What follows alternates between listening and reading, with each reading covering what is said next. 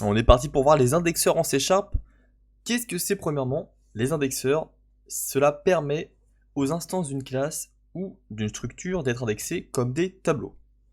Alors nous allons voir deux exemples de classes que l'on va créer pour utiliser nos fameux indexeurs. Donc la première classe sera la classe DayCollection. DayCollection qui va donc contenir un tableau des jours. Et on va pouvoir récupérer le nom des jours et l'index des jours. Alors vous allez voir comment ça s'utilise et c'est assez pratique, ça peut servir dans de nombreuses situations. J'ai vu notamment cette utilisation dans une librairie qui gère la lecture des fichiers ini pour des fichiers de configuration. C'est, il me semble, si vous voulez jeter un coup d'œil, la librairie ini-parser qui doit être quelque part. Alors ici elle n'y est pas. Retype ini-parser, peut-être qu'elle a disparu depuis. Mais en tout cas, il y a une librairie de ce style qui utilise les indexeurs et les dictionnaires. Premièrement, du coup, dans notre classe DayCollection, on crée un tableau de taille fixe en fait, qui aura été initialisé par les jours de la semaine, que l'on va abréger.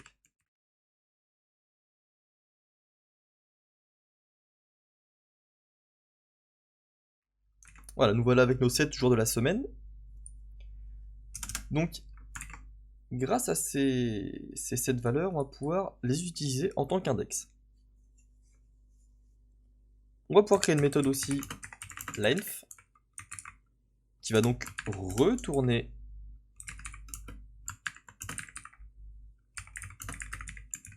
la taille de notre tableau. Là, en fait, ici on utilise un getter.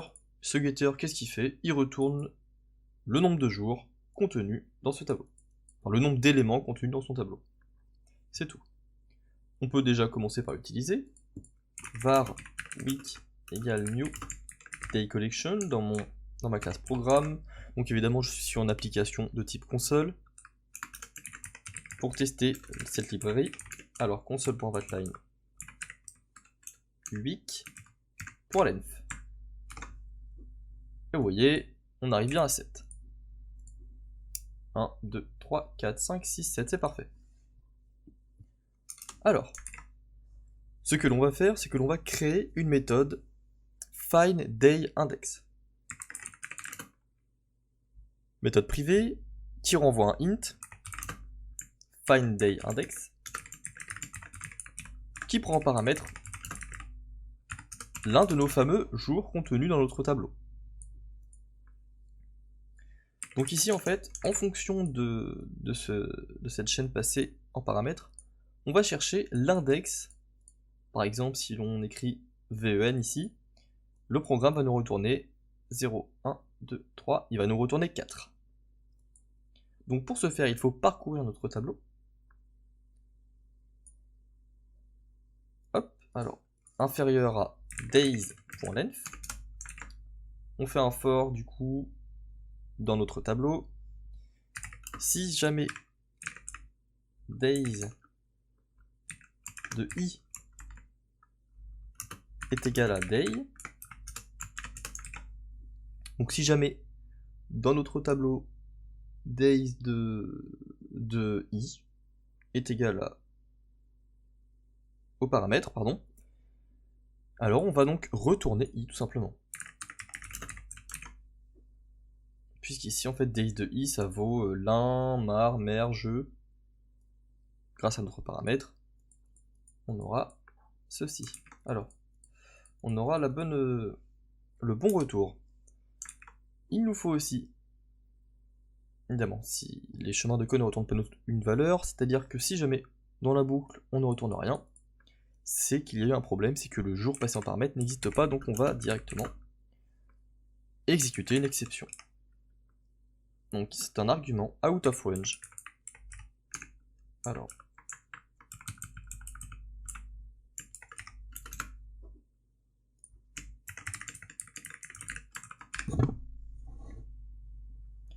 on a du coup dans l'argument out of range exception un constructeur, plusieurs constructeurs. nous, on veut passer le paramètre. Alors, il nous faut appliquer name of day, car en fait, on veut le nom du paramètre et non la valeur du paramètre. Et ici, on peut écrire, en interpolant la chaîne, le jour day n'existe pas.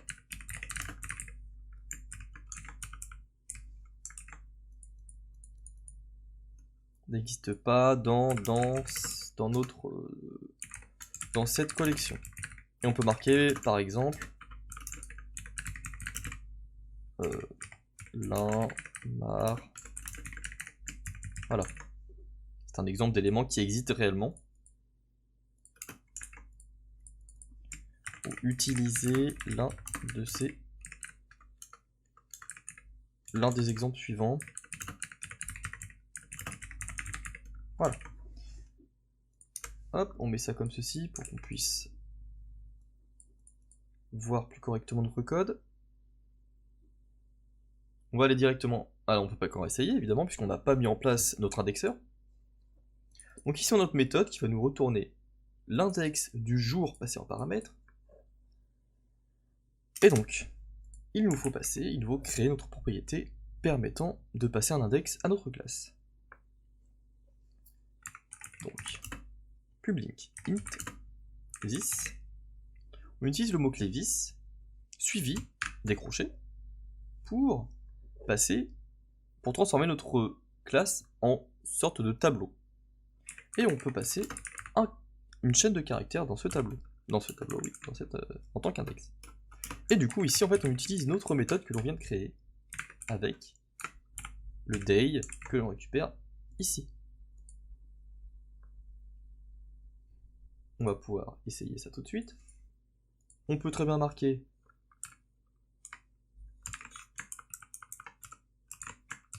ici, il y a nanana dans la semaine, 7 jours dans la semaine, il y a 7 jours dans la semaine. Ensuite, on peut créer une nouvelle var, first day égale week de l'un. Console.writeline first day. Alors on peut même plutôt le renommer avec double CTRL R. First day index. On retrouve bien 0. Si jamais on passe vent, on doit bien retrouver 4. Voilà, donc vent nous dit donc que c'est 4.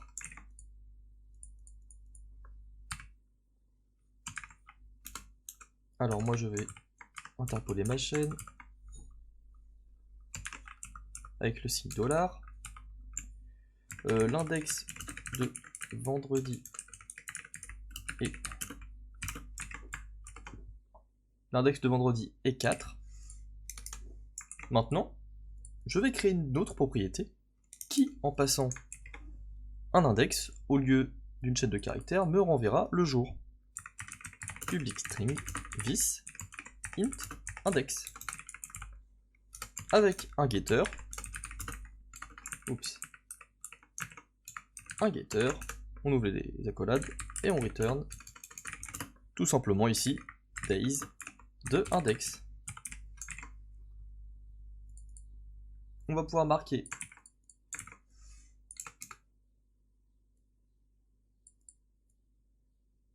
hop le quatrième cours et ici week de, et vous voyez, lorsque je passe les crochets, on a deux choses possibles, string day ou int index. Week de first day index. Hop. Alors j'ai inversé, voilà, comme ceci.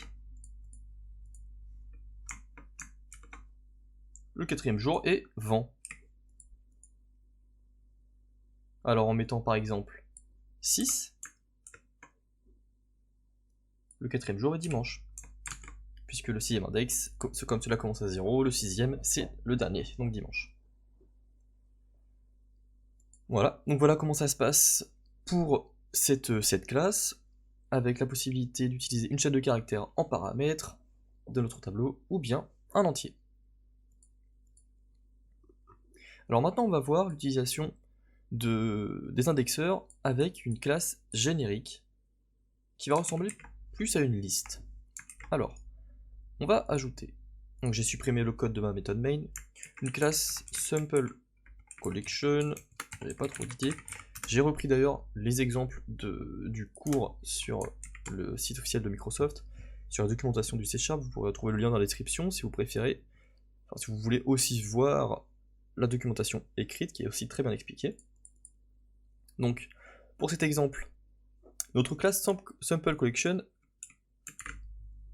hérite, enfin, c'est un type générique. C'est-à-dire que on va pouvoir lui spécifier un tableau de n'importe quel type.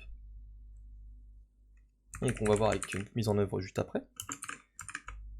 Le T spécifie que là, on va donc créer un tableau avec le type que l'utilisateur aura spécifié. Donc notre array est égal à new t de par exemple 10 éléments seulement. 5 ce sera plus rapide pour tester l'index out of range. D'ailleurs que je n'ai pas testé dans le dcollection et on va voir ça tout de suite.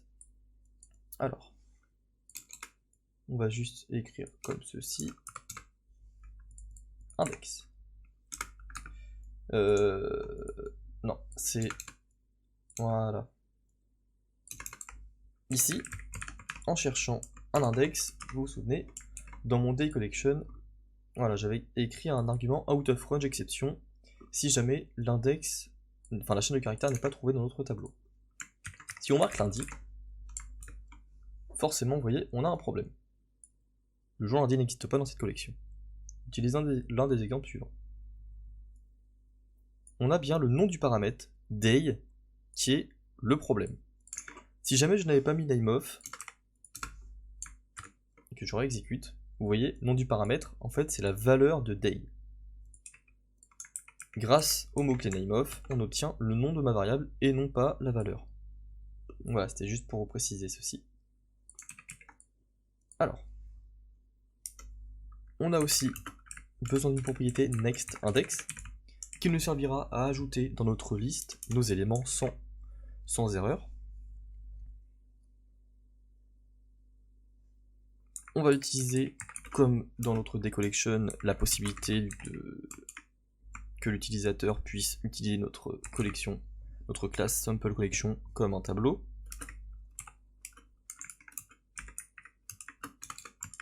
Voilà, donc ça va tout simplement renvoyer l'élément de ce tableau. Alors, array de i. Et ici, on utilise une méthode add, un peu comme dans une liste, avec toujours notre type générique, tValue. Et donc ici, si jamais notre nextIndex est supérieur ou égal à notre array, ah pardon, j'oublie à chaque fois l'underscore, point length, s'il est supérieur ou égal, c'est qu'il y a un problème. Donc, on va throw, comme tout à l'heure, un index out of range exception. Avec marqué cette collection ne peut comporter,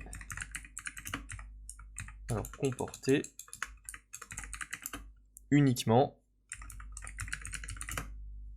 et ici on marque du coup on ouvre les accolades pour pouvoir passer notre variable array.length élément.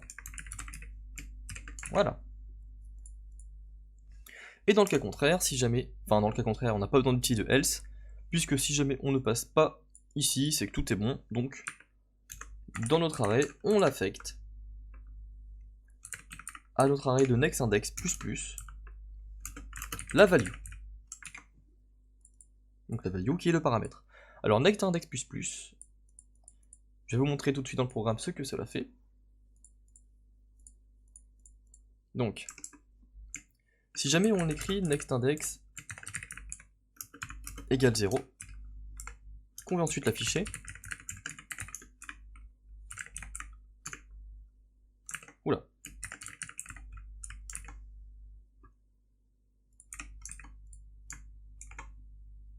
on obtient bien 0.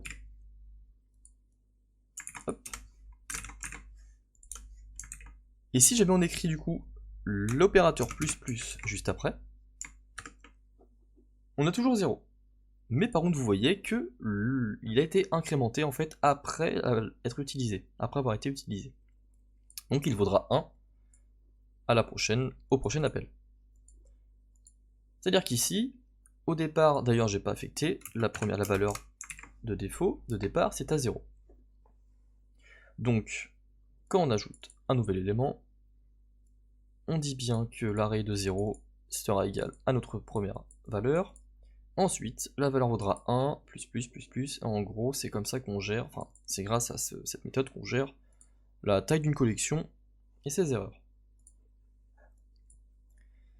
On va pouvoir du coup créer une nouvelle classe, enfin instancier une collection égale new sample collection. Et ici, il nous faut spécifier un titre. Vous voyez qu'ici, ça ne va pas fonctionner.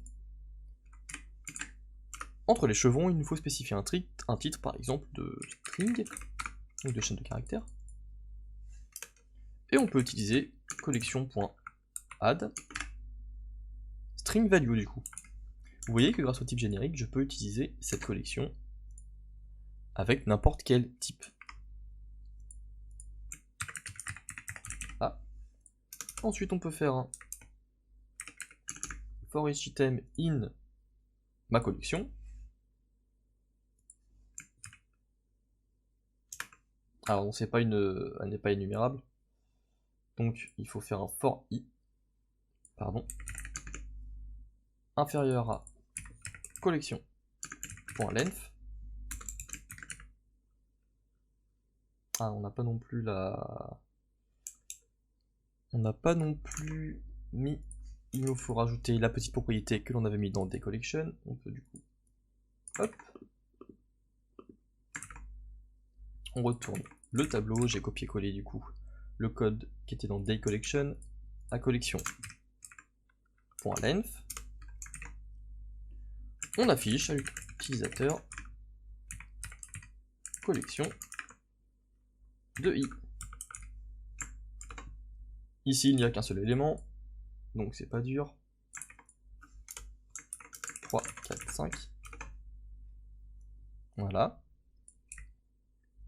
Si jamais on en ajoute un autre, vous allez voir qu'il y a un problème. Cette collection peut comporter uniquement 5 éléments et non 6. D'ailleurs, vous voyez que si jamais je n'ai que 4 éléments, il y a un espace, et de même, ici, j'en ai un seul, il y a 4 espaces. Car alors, quand on initialise un tableau de 5 éléments, les éléments en fait vont valoir string.empty, et donc il va quand même afficher quelque chose. Enfin, il va quand même afficher. Il va afficher une ligne vide, car la taille de l'élément. Enfin, il va faire un for i de 0 jusqu'à 5. Donc 5 fois il affichera console writeLine de collection de i, mais comme les éléments n'ont pas encore été ajoutés, alors il n'affichera rien. Et donc on peut utiliser des chiffres, si jamais on change le type. Ici vous voyez, on peut utiliser des entiers. Et voilà. Pour chaque type, en fait, il y a des valeurs par défaut qui sont affectées. Ici c'est 0, pour une chaîne de caractères c'est string.empty. Voilà, donc j'espère que vous avez apprécié cette vidéo. Si jamais elle vous a plu, n'hésitez pas à laisser un pouce bleu. Si vous avez des questions, n'hésitez pas à laisser un commentaire, j'y répondrai avec plaisir.